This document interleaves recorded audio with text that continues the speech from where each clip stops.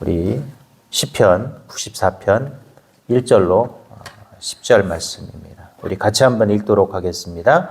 여호와여 복수하시는 하나님이여 복수하시는 하나님이여 빛을 비추어 주옵소서. 세계를 심판하시는 주여 일어나사 교만한 자들에게 마땅한 벌을 주소서. 여호와여 악인이 언제까지 계가를 부르리이까. 그들이 마구 짓거리며 오만하게 떠들며 죄악을 행하는 자들이 다 자만하나이다. 여호와여 그들이 주의 백성을 짓밟으며 주의 소유를 공고하게 하며 과부와 나그네를 죽이며 고아들을 살해하며 말하기를 여호와가 보지 못하며 야곱의 하나님이 알아차리지 못하리다 하나이다. 백성 중에 어리석은 자들아 생각하라. 무리한 자들아 너희가 언제까지 지혜로울까. 귀를 지으시니가 듣지 아니하시느냐. 눈을 만드시니가 보지 아니하시랴. 묵백성을 징벌하시는 이 곧 지식으로 사람을 교환하시는 이가 징벌하지 아니하시랴. 아멘. 여러분 시편 이 94편은 이스라엘 백성들이 이 바벨론의 그 포로 상황 속에서 핍박을 당하면서 쓴 시라고 합니다.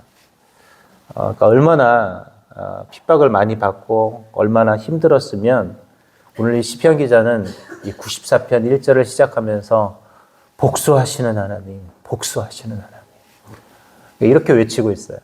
그러니까 그가 지금 당하고 있는 이 상황이 얼마나 괴로운지를 우리는 미루어 짐작할 수 있는 것이죠. 얼마나 힘들면 1절에서부터 복수하시는 하나님, 복수라는 단어를 사용할 정도로 그가 지금 엄청난 이 고난 중에 있다라는 사실을 우리는 감지할 수가 있습니다. 참 사람이 힘들고 어려울 때 그리고 누군가 내가 억울한 상황을 당하고 누군가 때문에 내가 힘들 때 뭐라 그래요? 복수하고 싶고 정말 누군가 대신 갚아주고 싶은 마음. 저는 초등학교, 중학교, 고등학교를 지나면서 싸움은 하진 않았는데 여러분 남자들끼리 싸울 때 지면 억울할까요? 안 억울할까요? 억울해요. 제가 싸움을 잘했을까요? 못했을까요? 네. 잘했다고 하시면 안 됩니다. 딱 봐도 못하게 생겼잖아요. 네. 못하게 생겼어요. 저는 싸움을 잘 하지 못합니다.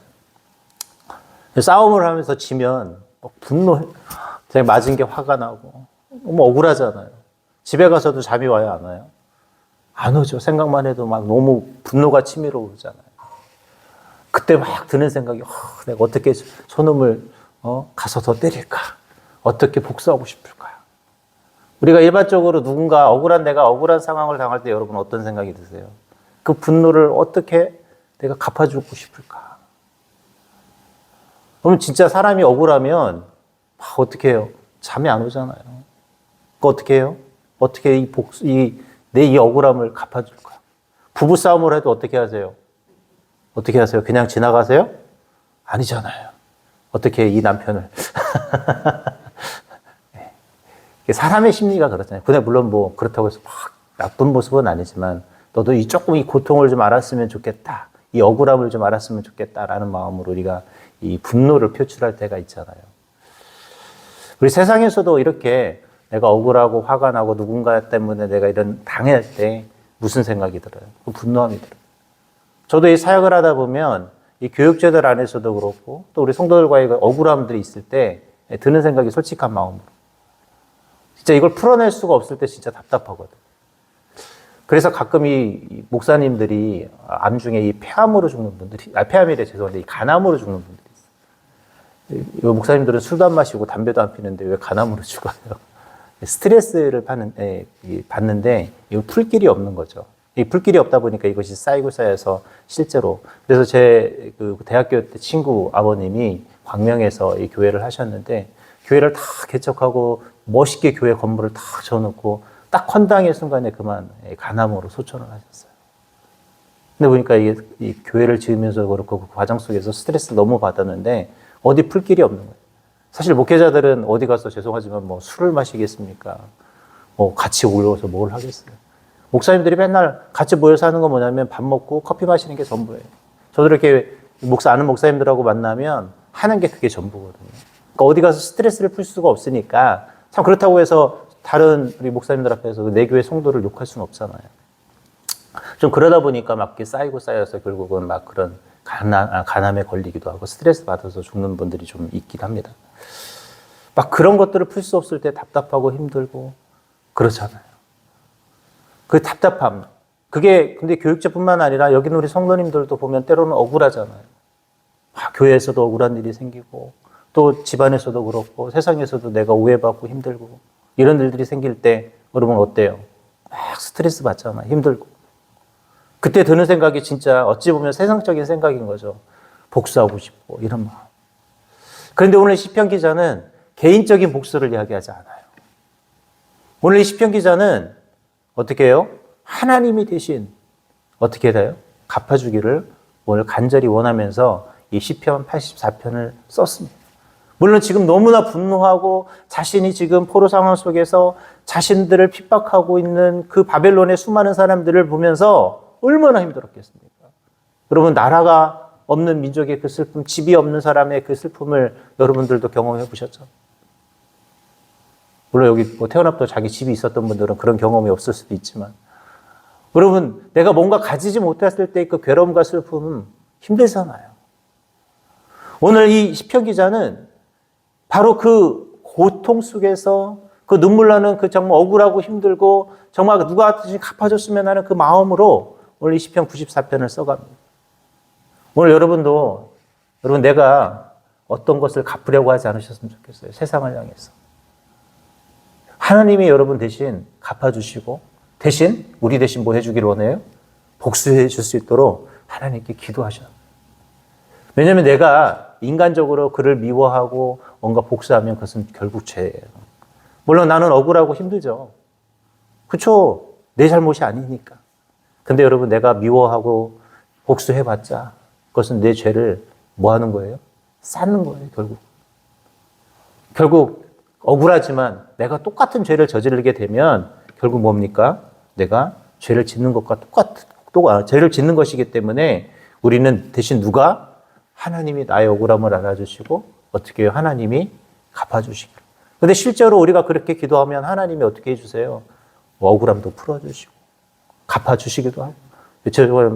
죄송하지만 쌤통이잖아요. 때로는 내가 정말 억울했는데 그 사람이 그런 상황 될 때 무슨 속으로 쌤통이다. 네. 뭐예요? 하나님이 갚아주시기 때문에 그래요. 자, 그렇다면 오늘 이 시편 기자는 어떻게 나의 이 억울함을 하나님이 갚아주시길 원하고 있을까요? 첫 번째로 오늘 1절에 이미 고백하고 있는 것처럼 1절 같이 한번 읽어볼까요? 시작. 여호와여 복수하시는 하나님이여 복수하시는 하나님이여 빛을 비추어 주소서. 이 복수하시는 하나님이라는 단어를 두 번이나 사용해요. 이 복수라는 단어가 히브리어의 메카모트라는 단어예요. 이게 뭐냐면 완전한 복수예요. 그냥 대충 갚아주는 게 아니라 어떻게 해요? 철저하게 갚아달라는 거예요. 퍼펙트하게. 이 말은 뭐예요? 조금의 빈틈도 없는 그런 복수를 주님께서 해주실 것을 원하는 마음으로 쓰는 단어. 이 히브리어의 레카모트. 이 단어 꼭 기억하십시오. 뭐예요? 레카모트. 어떻게 해요? 조금의 오차도 없이 하나님이 어떻게 해주신다? 갚아주시고 복수해 주신다라는 거예요. 시편 기자가 하나님 복수하시는 하나님 복수하시는 두 번이나 쓴 건 뭐냐면 하나님이 어떻게 해달라는 거예요? 철저하게 자신을 대신해서 나의 지금 이 바벨론에서 당하고 있는 이 억울함과 핍박받는 이 상황을 대신 갚아달라는 거예요. 그래서 바벨론이라는 나라가 멸망한 거예요. 하나님이 갚아주시니까. 자기를 힘들게 했고 저 이스라엘 백성을 괴롭혔던 저 바벨론의 민족을 하나님이 어떻게 하셨다? 철저히 나중에 갚아주셨다라는 거예요. 오늘 하나님은 나와 여러분을 대신해서 어떻게 해주시나요? 복수해 주시는 하나님이에요. 그러니까 여러분 내가 복수하려고 하지 말고 하나님께 눈물로 기도만 하세요. 어떻게 해요? 하나님 나 억울해요. 근데 내가 그 사람 미워해봤자 어떡하겠어요? 여러분 내가 미워해봤자 할 수 있는 게 별로 없어요. 그냥 하나님이 철저히 갚아달라고. 하나님이 왜 무섭다고 그랬어요, 여러분? 진짜 왜 하나님이 무서운 이유는 하나님은 한번 심판을 작정하시면 대충이 없습니다. 여러분 그걸 아셔야 돼요. 제가 언젠가 한번 말씀드렸잖아요. 제가 딱 우리 아버님한테 한번 혼났는데 우리 아버님이 제가 지금 아직도 제가 말씀드렸지만 뭘 잘못했는지 모르겠지만 제가 한번 회초리를 맞았다고 그랬잖아요. 근데 저희 아버님이 얼마나 무섭냐면 그때 회초리를 때리는데 진짜 여기가 제 종아리에 막 피가 터질 만큼 막 진짜 막 때리시는 거예요. 얼마나. 물론 이제 아버님이 잠잘 때 바세린 아시죠? 바세린. 예, 발라줬다고 제가 말씀을 드렸는데 제가 그 뒤로는 아주 그냥 말을 잘 들었던 것 같아요. 사람이 끝까지 혼나야 그 정도는 말을 잘 듣는 거예요. 대충 받으면 또 똑같은 짓을 저지르죠. 하나님이 어떻게 해요? 그렇게 철저하게. 오늘 저와 여러분, 하나님은 저와 여러분을 대신해서 복수해 주시는 하나님이에요. 그러니까 누구한테? 하나님께 기도하시기 바랍니다. 두 번째로 오늘 이 시편 기자는 오늘 악인들은 결코 자신들의 그 잘못을 생각지 못하고 하나님의 심판을 보지 못한다라고 오늘 이야기하고 있습니다. 우리 7절 같이 한번 읽어보겠습니다. 시작. 말하기를 여호와가 보지 못하며 야곱의 하나님이 알아차리지 못하리이다 하나이다. 여러분 세상 사람들 또 억울하게 나를 힘들게 만든 사람들은 하나님이 모른다라는 착각을 해요. 여러분 이게 진짜 무서운 일인 거죠. 여러분 착각하면서 사는 것만큼 세상에 가장 미련하고 힘든 일은 없습니다. 근데 이 착각을 혹시 나도 하고 있지는 않은지 여러분 생각해 보셔야 돼요. 뭐라고 그래요? 시편 기자가 말하기를 여호와가 보지 못하며 야곱의 하나님이 알아차리지 못하린다라고 그들은 착각하고 있다는 거예요. 그래서 그들은 지금 하나님의 백성을 괴롭히고 있는 것이죠. 하나님의 사람을 괴롭히고 있는 것이죠. 오늘 여러분 누군가 나를 괴롭히고 나를 힘들게 하면 하나님께 대신 갚아달라고 기도하세요. 그들은 지금 미련해서 하나님이 보이지 않거든요. 내 뒤에서 지금 엄청난 힘을 가지고 정말 무섭게 심판하실 때 무섭게 심판하실 그 하나님을 바라보지 못하고 있다는 거예요. 하나님이 아무리 자비로우시지만 하나님이 무서운 이유는 하나님은 한번 심판을 작정하면 아주 그냥 결단을 내십니다. 아주 그냥 하나님은 뭔가 완전히 끝날 때까지 오직하면 하나님이 소돔과 고모라를 어떻게 했어요? 흔적도 없이 날려버리시잖아요. 하나님이 심판을 작정하면 하나님이 그렇게 무서운 하나님이세요. 근데 그 하나님을 지금 뭐 한다고요? 생각지도 못하고 하나님이 모른다고 착각하고 있다는 거예요. 오늘 저와 여러분 하나님은 다 알고 계시지만 그들은 모르고 있습니다. 그들은 지금 그렇게 하나님이 모를 거라는 착각을 해요. 그런데 하나님이 어떻게 해요? 다 알고 계신다라는 거예요. 저와 여러분을 그 억울함을 하나님은 다 알고 어떻게 해요? 반드시 대신 갚아주실 거라는 거예요. 그러니까 저와 여러분이 더 열심히 하나님 앞에 기도할 수 있기를 바랍니다. 마지막 세 번째로 오늘 하나님께서 참 놀라운 우리에게 축복을 주시는데 결국 뭐냐? 하나님께서는 훈계받는 자를 축복해 주신다라는 거예요. 우리 10절 한번 읽어보겠습니다. 10절 시작. 묵백성을 징벌하시는 이 고치식으로 사람을 교훈하시는 이가 징벌하지 아니하시리라. 아멘. 이 징벌이라는 단어가 있는데 이 징벌에는 두 가지 의미로 쓰일 수 있죠. 누군가를 어떻게 해요? 벌을 해줄 수도 있지만 반대로 누군가를 훈계하기 위해서 때려는 내리는 징벌이 있을 수 있어요. 아까 제가 우리 아버님한테 혼날 때 그게 뭐 저를 물론 제가 잘못했으니까 뭐 하신 거예요? 훈계하시기 위해서 저를 혼내셨던 거죠. 그 당시에. 근데 그것이 막 나를 하나님께서 아버지가 저를 복수하려고 때리신 건 아니잖아요. 뭐 하기 위해서요? 다시는 뭔가 잘못을 저지르지 말라고. 때로는 어떤 징벌은 나의 백성을 괴롭히니까 하나님이 뭐 하려고 그러는 거예요? 완벽하게 복수하려고 하나님이 때리는 것도 있지만 반대로 하나님이 때로는 우리에게 뭐 얻어주세요? 징벌.